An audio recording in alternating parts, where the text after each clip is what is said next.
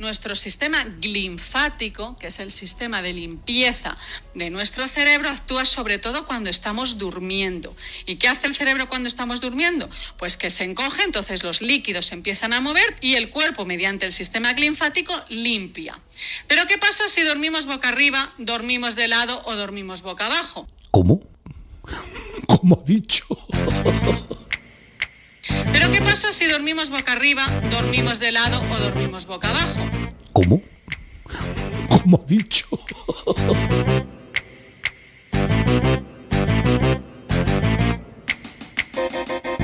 Nuestro sistema linfático,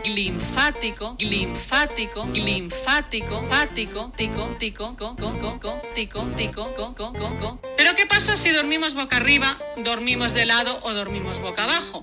O dormimos boca abajo. Nuestro sistema linfático. ¿Pero qué pasa si dormimos boca arriba o dormimos boca abajo? O dormimos boca abajo.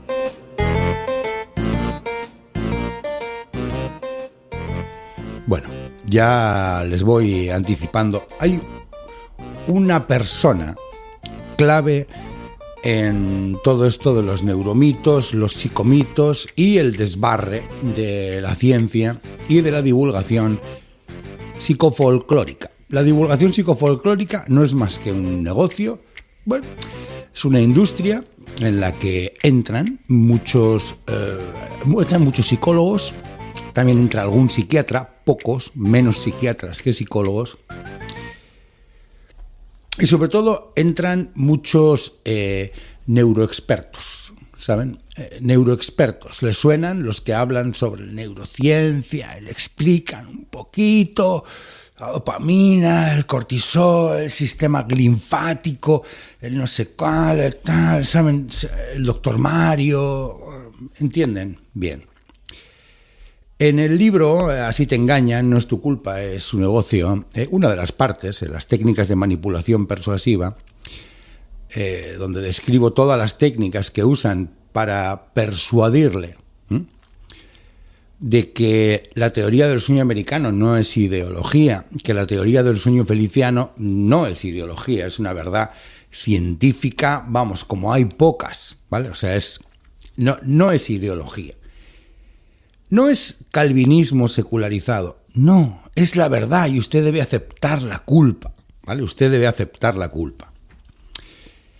Lo que se hace es, yo le llamo principio de evidenciación neurocientificista, pero Scott O. Lilienfeld, ¿no?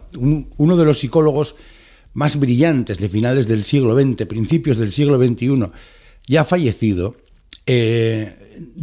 acuñó un término, ¿vale? El término él le llamaba neurobubble, ¿vale? Este término, neurobubble, está asociado al trabajo crítico de Scott Lilienfeld, ¿vale? Bien, en estos últimos años, como les digo, la palabra neuro se ha convertido en un sello de autoridad científica.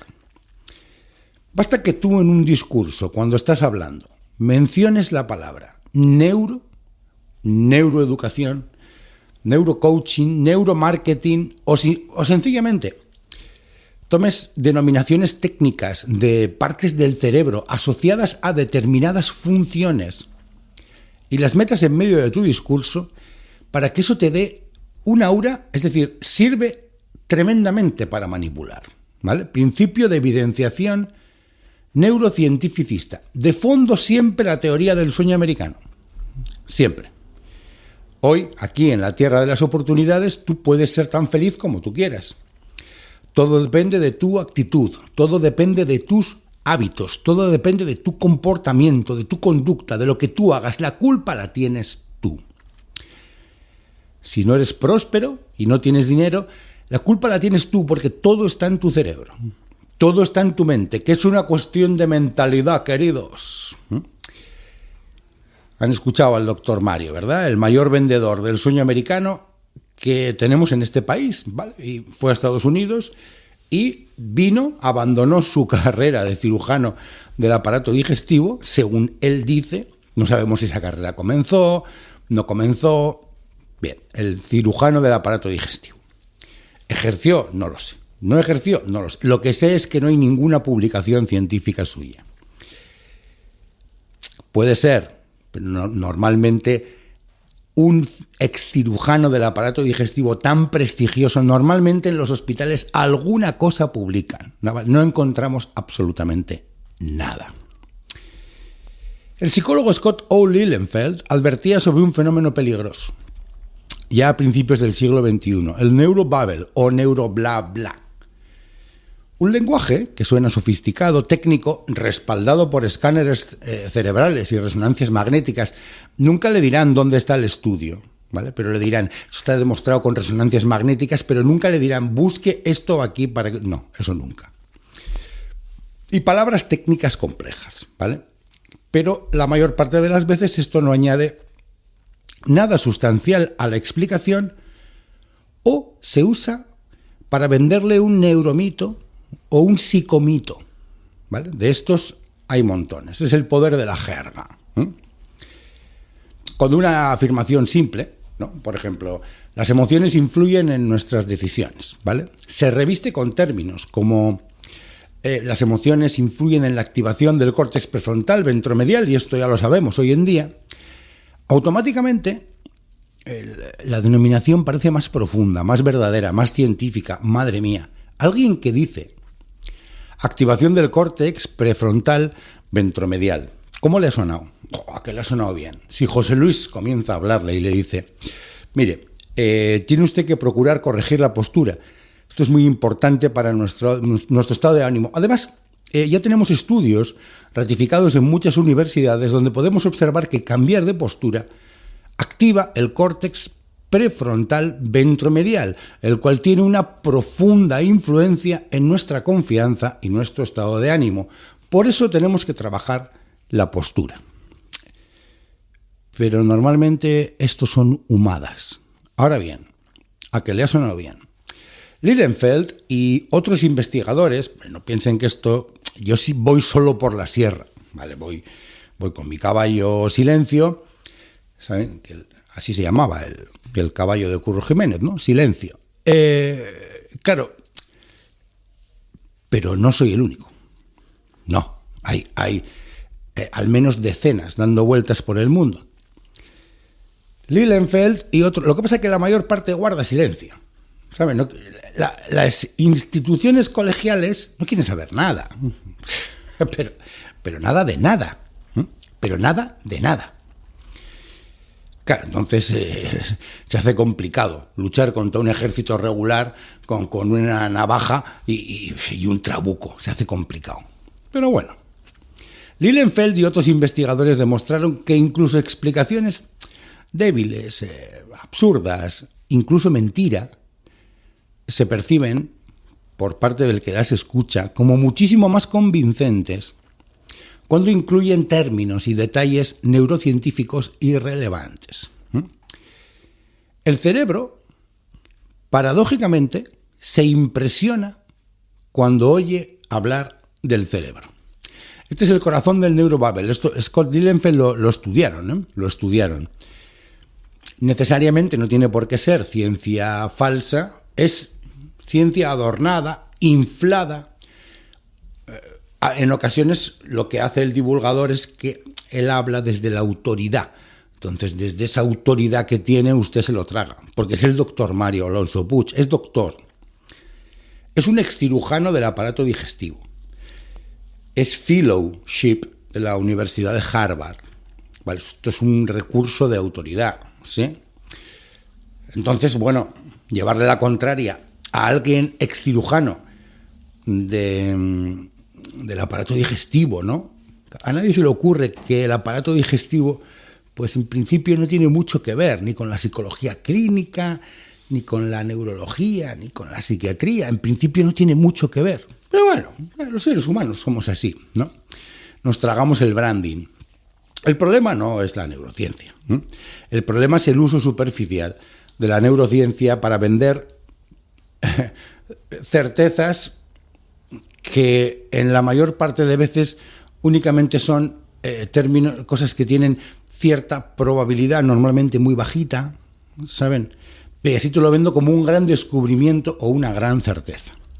Y usted queda impresionado Cuando el neuro se convierte en marketing, la crítica se apaga, se acabó, es el final.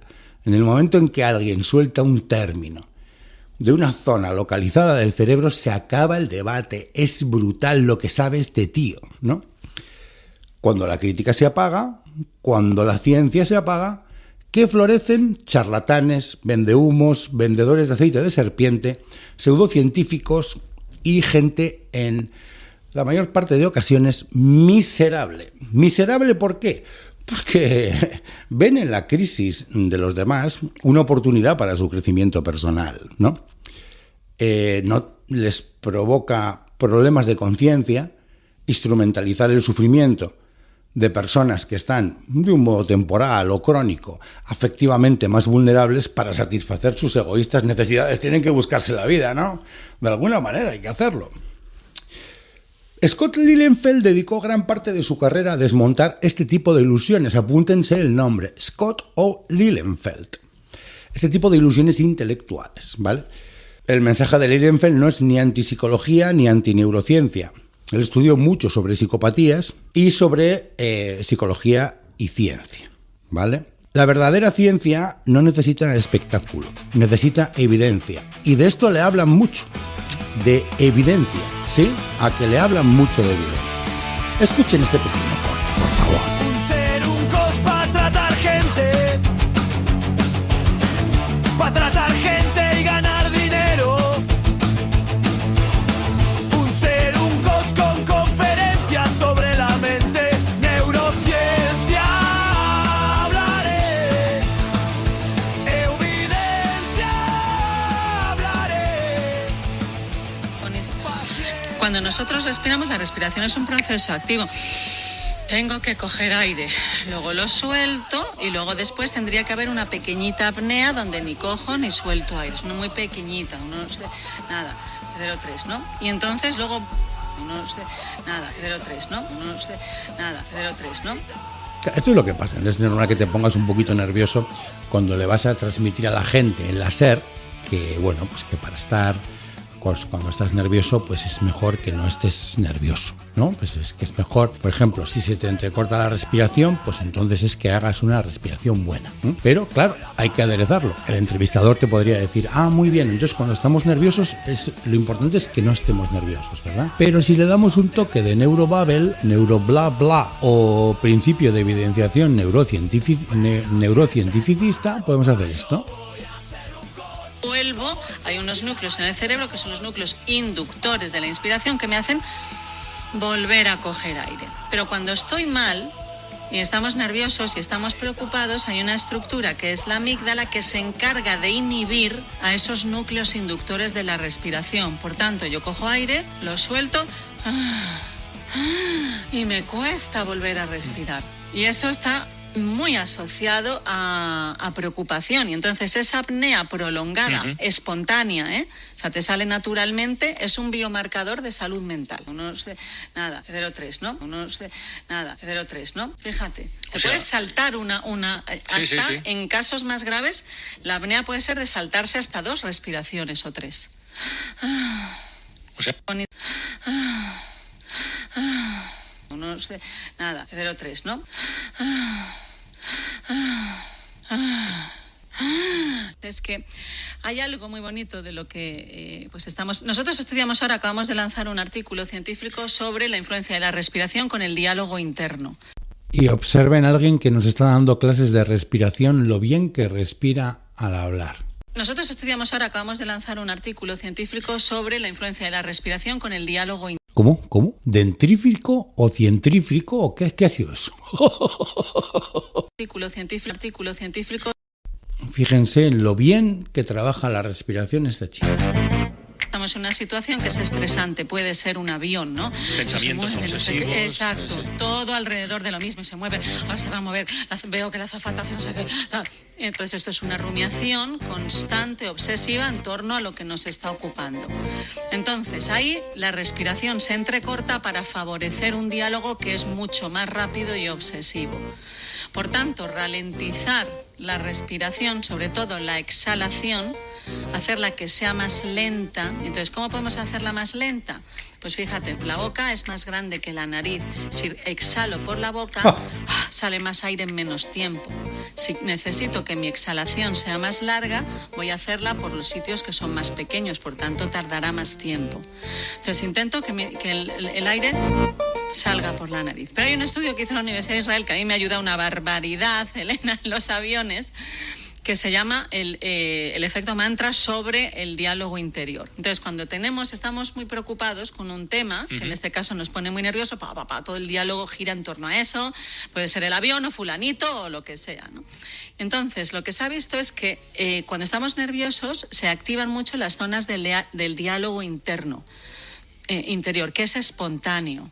O sea, que yo no lo genero. Y entonces, lo que se ha visto aquí es que si coges y tienes lenguaje, pero no tienes contenido, la amplitud de esa ansiedad disminuye. Es decir, ¿no? ¿Cómo podemos pensar sin lenguaje? Es difícil. Entonces, repetirte una palabra internamente muchas veces, la misma, y si puede ser que sea neutra. Las técnicas de respiración, pues uno aprende a respirar por la nariz y a soltar el aire despacio, y como pueden observar, mientras yo estoy hablando, no se me entrecorta la respiración, no cojo, ¿verdad?, como Ramón Nogueras o Nazaret. Y esto es alguien que te está dando clases de respiración. Escuchen bien el audio. Gran parte del tiempo, cuando hay algo que nos ocupa, estás todo el rato rumiando. Me ha dicho, no sé qué, y dice, y no sé cuánto, bla, bla, bla. Pero ahí no estás pensando, no estás sacando información, no estás viendo a dónde hay que ir, no estás analizando, no estás contemplando, ahí no hay aprendizaje. Esa rumiación es uno de los grandes problemas de salud mental. Pues no. Uno de los grandes problemas de salud mental que tiene la población es escucharte a ti. Bueno, además no tienes más que ver los comentarios que tienen tus vídeos, ¿no? Podrías hablar con un poquito más de pausa. Lo que pasa es que cuando uno no entiende de algo y te está vendiendo así el humito tóxico, no sé, yo creo que se tiende a hablar rápido, ¿no? Hay algunos que lo controlan un poco mejor, pero si se fijan, Marian Rojas habla muy rápido, es como si quisiesen terminar, como si no quisiesen hacerlo, pero lo tienen que hacer. Hablan con mucha contundencia, piensan poco mientras están hablando y están vendiendo este mito, ¿vale? Esto se llama Neurobubble, ¿vale? Y Nazaret Castellanos es una de las mayores expertas en España en Neurobubble. ¿Podría ella aprender a respirar por la nariz y soltar el aire despacio por la boca, ¿no? Como estoy haciendo yo ahora mismo. Pero no.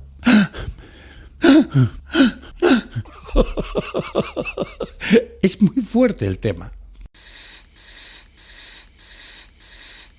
Y se atreve a decir que este es uno de los grandes problemas que tenemos en salud mental. Bien, el concepto de Neurobubble, que espero que comprendan hoy, cuando cualquier divulgador de estos venga a hablar de términos del cerebro, les voy a explicar por qué lo hacen. El concepto de Neurobubble, insisto, Neurobubble, neurobla bla, está asociado al trabajo crítico de Scott Lilienfeld, quien estudió cómo el lenguaje neurocientífico se puede usar como una forma de persuasión, de manipulación persuasiva, más que como una herramienta explicativa real. No se trata de que la neurociencia sea falsa. Se trata de que añadir términos cerebrales irrelevantes hace que una explicación parezca más científica y más convincente. Y aquí, aunque lo hacen todos, Nazaret Castellanos es la gran experta en el Neurobubble, ¿vale? Si tuviésemos que usar a alguien de ejemplo, constantemente sería Nazaret Castellanos. Este sería el ejemplo a seguir todo el tiempo. El experimento clave, sí, porque para esto hubo un experimento clave. Investigaciones citadas y discutidas por Lilienfeld, como las de Weisberg y colegas en 2008, mostraron algo inquietante y que Nazaret ha sabido exprimir muy bien. 1. Se mostraban explicaciones psicológicas pobres. A algunas de estas explicaciones se les añadía una frase con jerga neurocientífica irrelevante. Participantes que no tenían formación avanzada evaluaban ambas versiones, ¿vale? Hacemos una explicación psicológica pobre. Por ejemplo, tu actitud determina tu altitud. Por ejemplo, la respiración es el gran problema en salud mental, ¿vale? Entonces, bueno, yo le digo, la respiración es el gran problema en salud mental. O le digo, la respiración que activa los núcleos basal corticoides que se conectan con la amígdala y con determinados núcleos linfáticos, se lo digo de una manera o se lo digo de otra, ¿vale? El resultado, bueno, las explicaciones Weisberg y colegas, año 2008, por si lo quieren comprobar, Weisberg y Coles. Las explicaciones con detalle cerebral eran calificadas como más satisfactorias. Es decir, a la gente el humo le entraba mejor con la vaselina del neurobubble, ¿vale? Con términos neurocientíficos. Es decir, el cerebro se activa en el lóbulo frontal, aunque no añade ningún tipo de información útil, aumenta la percepción de profundidad que está dando al concepto el divulgador. Esos cortes que les he puesto, la mayor parte son de la cadena SER. Esta señora está en la cadena SER, ¿vale? Está en la radio, diciendo estas cosas que han escuchado para toda la población. En la SER se la presenta como una autoridad experta. Bien, esto revela un importante sesgo cognitivo, que se resume en una frase. El cerebro se impresiona con el cerebro, ¿vale? Es decir, al cerebro le impresiona hablar del cerebro. Así de fácil, ¿vale? Consecuentemente, si usted quiere vender humo, cuando está explicando alguna tontería, alguna explicación psicológica banal, superficial, trivial, absurda, que no hay por dónde cogerla, como por ejemplo, bueno, pues si no estás animado, lo mejor es animarte. Si estás nervioso, eso está muy mal. Si tienes un diálogo interior malo, es mejor que lo cambies a un diálogo interior bueno. Bueno, si yo te digo eso, pero te hablo de términos neurocientíficos, pues te entra muchísimo mejor y no dudas de mi autoridad. Bien, ¿por qué ocurre? Lilienfeld señalaba varios factores. Uno, el aura de autoridad.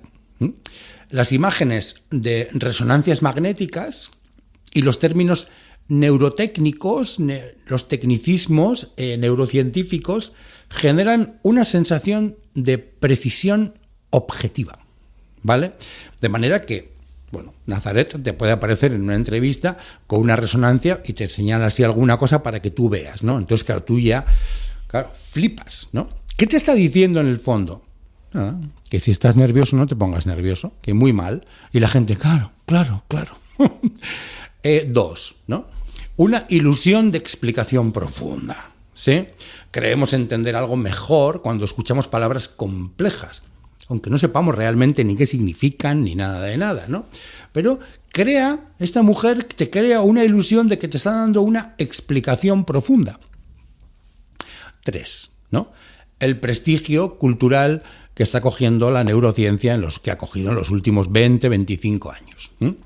Vivimos en una era donde el cerebro está visto, es como el nivel definitivo de explicación. Una vez que esto te lo avale la neurociencia, se acabó. O sea, ya está, lo tengo, I got it, ¿no? Pero no todo fenómeno psicológico necesita una explicación neuronal para ser válido. Y una explicación neuronal se puede invalidar, aunque tenga una explicación neurocientífica, ¿vale? Para Lilienfeld, el peligro del neurobubble, el neurobla bla, no es meramente lingüístico. Sospechen y desconfíen cada vez que le oigan a alguien mencionar un tecnicismo neurocientífico y intenten escuchar, pero ¿qué está diciendo? ¿No? A Nazaret es muy difícil entender qué está diciendo. Pero bueno, es epistemológico, ¿vale? Cuando usamos lenguaje cerebral para impresionar, se diluye el pensamiento crítico, se facilita el marketing pseudocientífico, Se crean neuromitos en educación, psicología, negocios, todo tipo de áreas, y se promueven intervenciones que no tienen ningún tipo de evidencia sólida, ¿vale? El prefijo neuro es actualmente una importantísima estrategia comercial. Recuerden el estudio del 2008 de Weber y Coles, ¿vale? Seguramente Nazaret lo controla. Entonces, tú cuando hablas, mete palabras, neurotecnicismos, y tienes a la audiencia pillada. Va a ser muy difícil que desconfíen de ti. Y van a estar creyendo que escuchan algo profundo, ¿vale? Los mensajes de Nazaret son: tenéis que respirar, si no estáis respirando, tenéis que respirar, 0,3, en apnea 0,3, y ya está, ¿vale? Tienes que quitar el diálogo interior. Y, por ejemplo, la Universidad de Israel hizo un estudio fantástico, ¿no? Entonces tú repites una palabra neutra, por ejemplo, caca, caca, caca, caca, caca, y paras el diálogo interior. Esto es lo que está diciendo, ¿eh? Bueno, caca igual no es una palabra neutra. No sabemos qué es una palabra neutra. No sé. Culo, culo, culo, culo, culo. Y paras el diálogo interior, ¿vale? Tú lo paras. Pedo pis, pedo pis, pedo pis, pedo pis, pedo pis. Y tu diálogo interior... Es que es lo que está diciendo algo así. No estoy diciendo algo así. Estoy diciendo palabras neutras. No cacaculo, pedopis. Vamos a ver. Diríamos que tenéis que aprender a respirar bien, porque entonces no puede ser, porque la gente se le bloquea la respiración. Entonces lo que tenéis que aprender es activar los núcleos linfáticos para que entonces así, cuando ya facilitas la respiración, vale, estoy haciendo una dramatización cómica, pero es que Nazaret Castellanos habla así, ¿saben? Esto es cuando no sabes respirar, no sabes tomar el aire por la nariz para hacer una locución, para hablar en público, e ir soltando el aire despacio. Entonces lo coges vía tráquea. Recuerdan a Ramón Nogueras. Todo el tiempo así, al tiempo que te hablan de la respiración consciente y de su importancia. Lilienfeld defendió en vida, es un gran autor, Scott Lilienfeld, ¿vale? Síganle, consulten con la IA, con Wikipedia, síganle, es un psicólogo muy importante y muy interesante. Defendía más evidencia, menos espectáculo, más metodología, menos resonancias bonitas, más replicación, menos titulares llamativos, más psicología rigurosa sin necesidad de neuromaquillaje, ¿vale? Lilienfeld no atacaba la neurociencia, yo tampoco lo estoy haciendo. Atacaba su uso superficial. Si quieren saber sobre neurociencia, escuchen a Antonio Damasio, no a Nazaret Castellanos, ¿vale? Nazaret Castellanos únicamente está intentando autoayudarse a sí misma, intentando ayudar a las personas con ansiedad y con problemas anímicos para ayudarse a sí misma. El neurobabble es el incienso de la ciencia moderna. Huele a laboratorio, suena a escáner, pero nunca ilumina nada. Y la lección de Lilienfeld es clara. No confundan profundidad con complejidad o palabras que no entienden. Si alguien tiene muchos conocimientos, lo que tiene que intentar es hacérselos llegar. No usar tecnicismos que no entiende nadie. ¿Vale?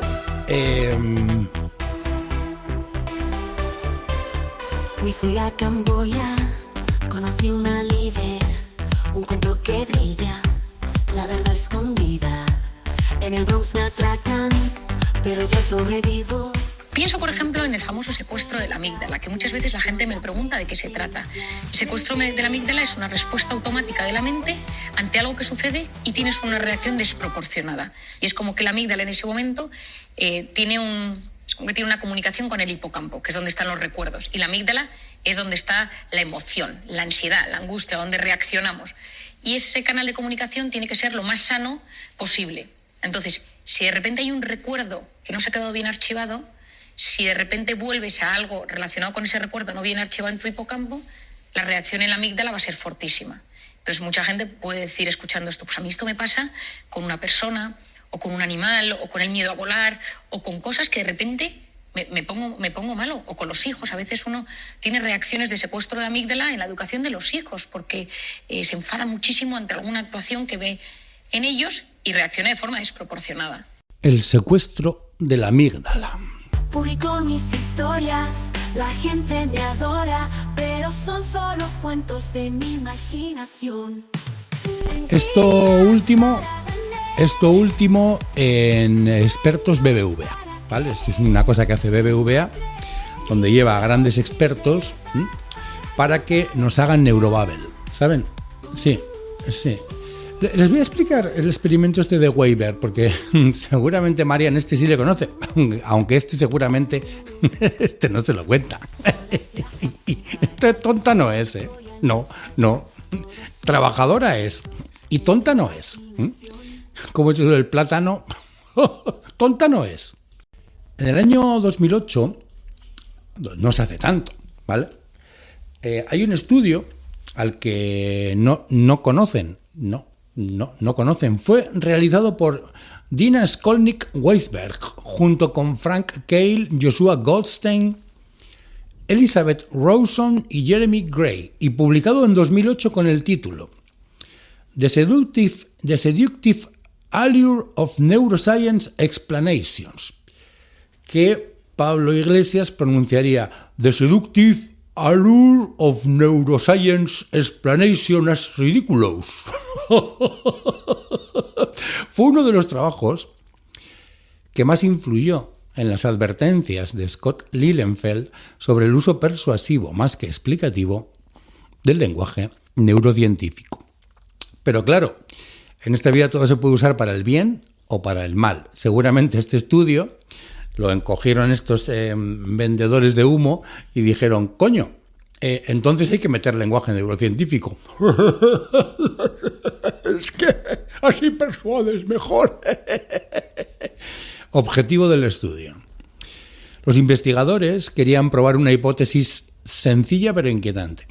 ¿Las explicaciones psicológicas se perciben como mejores cuando incluyen información neurocientífica irrelevante? No si son más verdaderas, no si son más precisas, si son percibidas como mejores. ¿Sí? Entonces hicieron un diseño experimental. Crearon descripciones breves de fenómenos psicológicos, más o menos conocidos, como por ejemplo por qué las personas cometen errores en tareas lógicas, por qué algunos recuerdan mejor ciertas palabras, por qué la gente puede interpretar mal información, y redactaron 4 tipos de explicación para cada fenómeno. Una buena explicación, sin ningún tipo de neurociencia, una buena explicación con información neurocientífica adicional, una mala explicación sin neurociencia y una mala explicación con información neurocientífica irrelevante. La clave estaba en qué impacto tendrá en la audiencia. Marian Rojas y Nazaret Castellanos seguro que conocen bien este experimento. Apuesten a que sí. Se usa para manipular a la gente. Sí, es una técnica de manipulación persuasiva.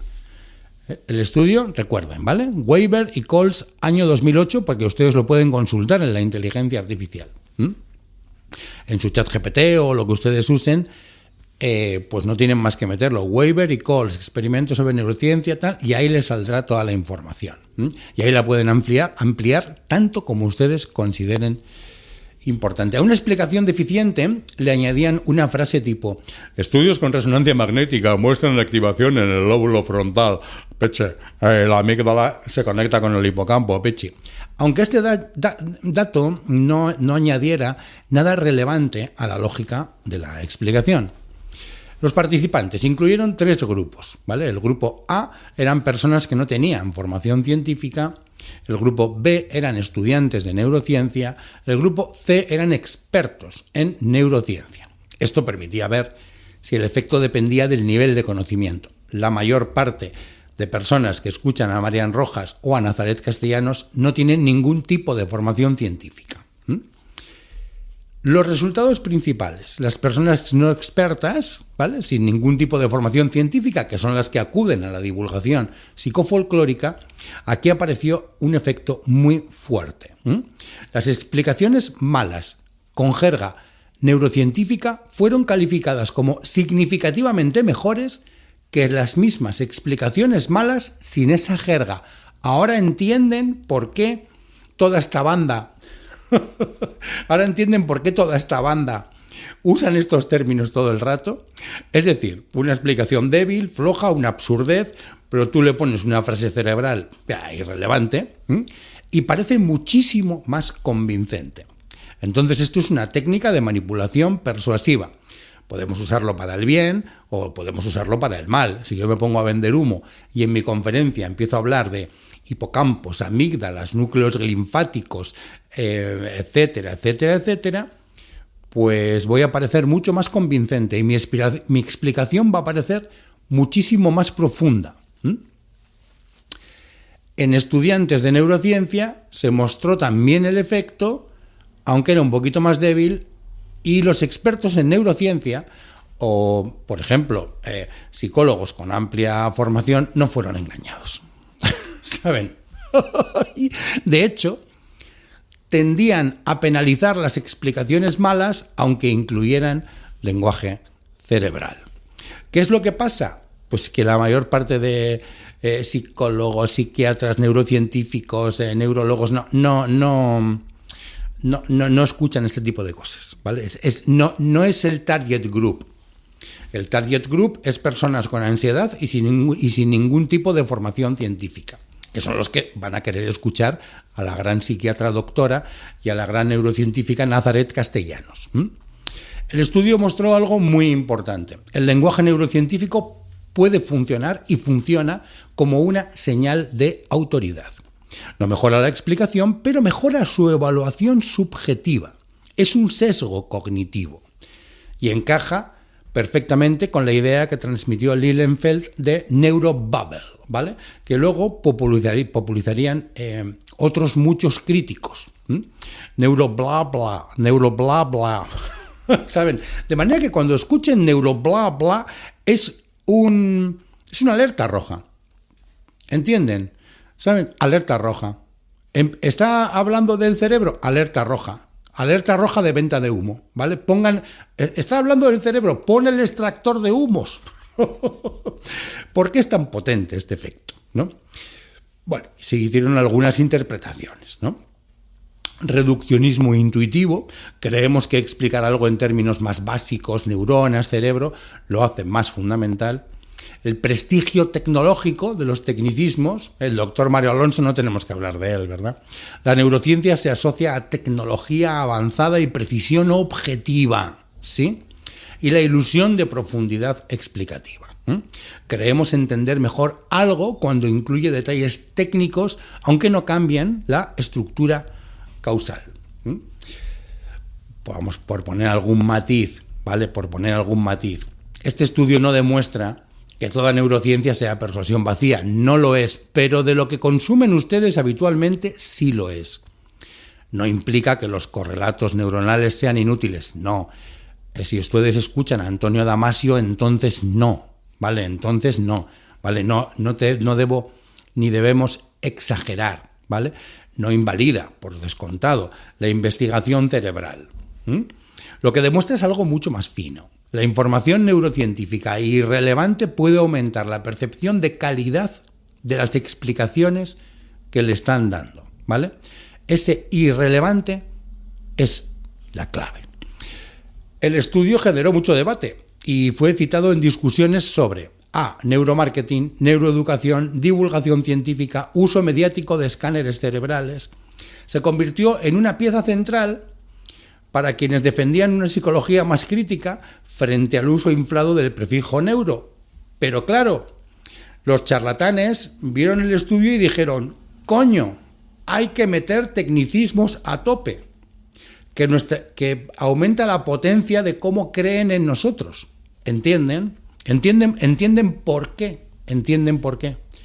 Todo hay que entender por qué. Porque una vez que uno entiende por qué, ya no te engañan más. Abrazos producen la liberación de oxitocina. La oxitocina es una hormona que tiene un impacto enorme no solo en la generación de vínculos emocionales, sino en la protección del corazón. Noche brillando con saber denso. Ahora lo formo con gran esfuerzo. Médico del tripa lo llaman certero. Su voz resuena. Miren, a mí me gusta dar abrazos a la gente, ¿saben?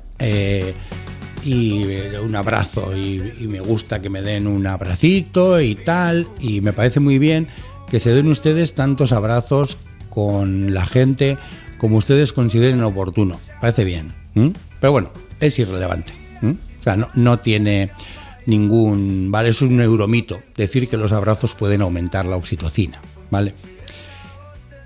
A ver, un neuromito, como la mayor parte de todas estas chorradas, hay una evidencia experimental exageradamente baja, que únicamente sugiere que el contacto físico afectivo pudiera aumentar una mizca la oxitocina en determinadas condiciones, ¿vale? Pero el efecto no es automático, no es igual en todas las personas, no implica que un abrazo cure nada, y ese aumento es que si tenemos los niveles de oxitocina en 10.500, pues puede que en determinadas condiciones suba a 10.542, ¿vale? ¿Me siguen un poquito? Es una absurdez decir que la oxitocina sube siempre, que necesitas 8 abrazos al día, que 20 segundos exactos liberan la hormona del amor, ¿vale? Esto se le llama neurobubble, neurobla bla, neurobla bla. Solo el camino que te guiará. Cerebro potente lo vas a lograr. Con Pucci en la voz te enseñará. Bueno, hay estudios, Pucci, hay estudios, pero bueno, lo que Pucci no le cuenta es que los aumentos son modestos, no es lo mismo que te dé un abrazo uno que otro, que el abrazo tiene que durar no sé cuánto tiempo, y que, bueno, pues que pasados, creo que son 20 minutos, pues se vuelve a los niveles normales. Entonces, ¿es bueno abrazar a los niños? Sí, abracen a los niños, háganme caso, no... Sí, ¿es abrazar al perro? También. ¿Abrazar a tu pareja? También. Depende del contexto también, claro, depende de muchísimas cosas, ¿vale? Ahora bien, creer que va usted a arreglar sus problemas de ansiedad o depresión dándole un abrazo a alguien para que le suba la oxitocina, primero tiene un riesgo. ¿Saben cuál es el riesgo? Ver al otro como un objeto para que a mí me suba la oxitocina. ¿Saben? Miren, yo le doy abrazos a gente porque les tengo cariño, ¿saben? No para que me suba la oxitocina. Y claro, es que aquí está. ¿Entienden lo que es la explicación débil? Que yo veo un amigo, pues, hombre, tal, un abrazo. Claro, yo no estoy pensando en mi egoísmo, ¿no? Pues sí, pues que para que me suba la oxitocina, tal. Dame un abrazo, tal, ¿para qué? Para que a mí me suba la oxitocina, para estar yo mejor. No. Son muestras de afecto, ¿no? Que hay que hacer porque sí, y no para que te suba la oxitocina, ni para mejorar de tu ansiedad y tu depresión y este tipo de cosas. ¿Entienden? ¿Ven lo que es la ética, ¿no? Lo que es la ética en las cosas. Ahora bien, ¿podemos encontrar estudios? Sí, pero ¿cuántos? Bueno, cuidado, que miden la oxitocina en saliva, que eso no tiene mucho que ver con la cantidad de oxitocina que llega al cerebro, que luego ese es el que puede modular un poco el comportamiento. Vale, esto no se lo cuenta el doctor Escabeche, que está demostrado que el abrazo provoca aumenta la oxitocina. Cuando aumenta la oxitocina, aumenta el estado de ánimo, el bienestar general, la ansiedad. Bien, si hace falta que te venga un notas, si hace falta que un psicólogo te diga que tienes que darle un abrazo a tu pareja, a tus amigos, a tus hijos, al perro, a quien que... Pues miren, que paren el mundo, que yo me bajo. Bien, eso es para que entiendan un poco lo que es el neurobubble. Las personas que divulgan saben porque tienen acceso al estudio de Weber y Coles, que le cuenten lo que le cuenten, por tontería que sea lo que le cuenten, si le meten palabras como amígdala, córtex, cingulado, glúculo linfático, cortisol, oxitocina, dopamina, corticomeimina, núcleo de hipocampo anterior derecho. Si le dicen eso, pues en definitiva, se lo resumo, le venden mejor la moto. ¿Y cuál es la moto? La moto es la teoría del sueño americano. Aquí, hoy, ahora, en la tierra de las oportunidades, de la abundancia, de la felicidad, tú puedes sentirte como tú quieras. Si te sientes mal es porque te quieres sentir mal. Porque podrías sentirte bien y depende única y exclusivamente de ti. Sucede exactamente igual que con la pobreza. Esa es la teoría del sueño americano, pero luego está la teoría del sueño feliciano, ¿vale? Esto es lo que le están vendiendo, nada más, todo el tiempo, es el mismo mensaje. En definitiva, que la culpa de que te sientas mal la tienes únicamente tú. La culpa de que tengas miedo la tienes únicamente tú. La culpa de estar deprimido la tienes únicamente tú y la culpa de tener ansiedad también la tienes únicamente tú. ¿Qué es lo que pasa? Pues que cuando hablamos con los psicólogos clínicos serios y vamos revisando las historias una por una, nos encontramos con que en cada uno de los casos hay circunstancias, hay contextos circunstanciales presentes, muy concretos, que producen preocupaciones perfectísimamente legítimas, razonables, y que cualquiera, poniéndose en su lugar, podría entender que tengas ansiedad o que tengas una reacción del estado de ánimo a la baja o cualquier cosa de estas. Consecuentemente, bueno, pues ese tipo de cosas donde mejor te pueden ayudar es psicofarmacólogos o psicólogos clínicos sanitarios en sus consultorios analizando los casos uno por uno, ¿vale? Ahora bien, la idea es que ustedes no lleguen al especialista, que se conformen con Nazaret, que se conformen con Mario, que se conformen con Marian, que se conformen con Víctor. Y ellos consiguen, con técnicas de marketing muy agresivas, como una de ellas. Bueno, esto es un principio de manipulación persuasiva. Las técnicas de marketing son para que usted abra los contenidos, que usted se quede anclado ahí, entiende, que se quede paralizado ahí, entorpecerle el acceso a un profesional que le pueda ayudar. Como comprenderán, para ayudar a cualquier persona con ansiedad clínica, con depresión clínica, bueno, lo primero es escuchar a la persona, suele ser la primera cosa, explorar síntomas, explorar la gravedad de los síntomas, encontrar, ¿no?, una impresión diagnóstica lo más precisa posible. Eso suele ser de bastante ayuda. Intentar, explorando su contexto circunstancial presente, claro, para esto hay que escucharle, no hablar. ¿Saben? Siempre lo digo, usted necesita ser escuchado, necesita ser mirado, evaluado. No necesita mirar a otros, ni escuchar a otros. Creo que es sencillo, ¿verdad? Sí, más que nada porque para prescribir un tratamiento o para dar un consejo a alguien, primero conviene hacer un diagnóstico. Pero para hacer un diagnóstico, claro, conviene entrevistar, ¿saben? Conviene escuchar. Cosas se nos olvidan, ¿eh? Cosas se nos olvidan. Sí, se nos olvidan, sí. Claro.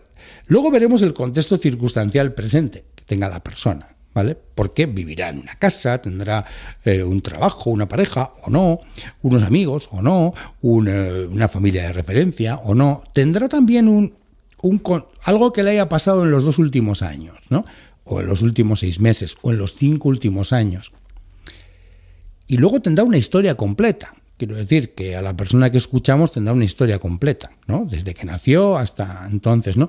A veces puede que evaluemos todo, a veces puede que evaluemos únicamente parte, porque esa es la flexibilidad y la adaptabilidad que debe tener un buen clínico. A partir de ahí podemos trazar una hipótesis explicativa, ¿no?, individualizada, que consensuemos con el paciente, ¿no?, de por qué, ¿no? No solamente de qué le pasa, sino y para qué le pasa lo que le está pasando, que también es muy interesante, y por qué le está pasando. Que la podamos consensuar con el paciente, y una vez que la hemos consensuado con el paciente, podemos valorar unas alternativas que tengamos para tratar esa ansiedad clínica o esa depresión clínica, ¿me siguen? Elegir la que consideremos mejor opción y siguiendo el arte de medir los tiempos y haciendo un pronóstico para que las personas puedan saber lo que vamos a hacer y el tiempo que nos va a llevar, y siguiendo el arte de medir los tiempos, llevar al paciente del malestar al bienestar en el menor tiempo razonable. ¿Qué tal le ha sonado lo que le he dicho? ¿Le ha sonado bien? ¿O le suena mejor esto? Pero ¿qué pasa si dormimos boca arriba, dormimos de lado o dormimos boca abajo? Pienso, por ejemplo, en el famoso secuestro de la amígdala, que muchas veces la gente me pregunta de qué se trata. El secuestro de la amígdala es una respuesta automática de la mente ante algo que sucede y tienes una reacción desproporcionada. Y es como que la amígdala en ese momento tiene una comunicación con el hipocampo, que es donde están los recuerdos. Y la amígdala es donde está la emoción, la ansiedad, la angustia, donde reaccionamos. Y ese canal de comunicación tiene que ser lo más sano posible. Entonces, si de repente hay un recuerdo que no se ha quedado bien archivado, si de repente... Bueno, pues lo dejamos aquí. Bien, bueno, hay gente que intentan parecer, luego hay otros que no, ¿no? Pero bueno, cerramos ya un poquito el programa por hoy, ¿verdad? Y les dejo con esta canción, ¿verdad? Ay Piñuel, Otto Gargamel, ¿verdad? El hombre que está haciendo que España se llene de paranoia, viendo narcisistas y psicópatas prácticamente por todas partes, ¿verdad?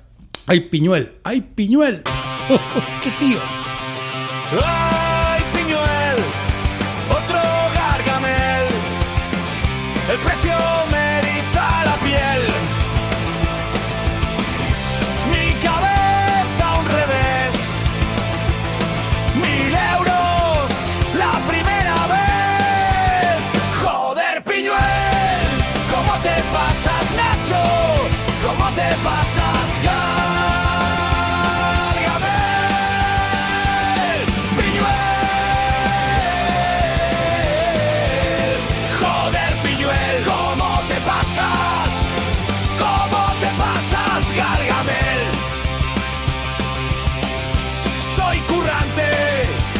Sueldo no da, porque tanto no puede ser verdad. Joder, Piñuel, ¿cómo te pasas, Nacho?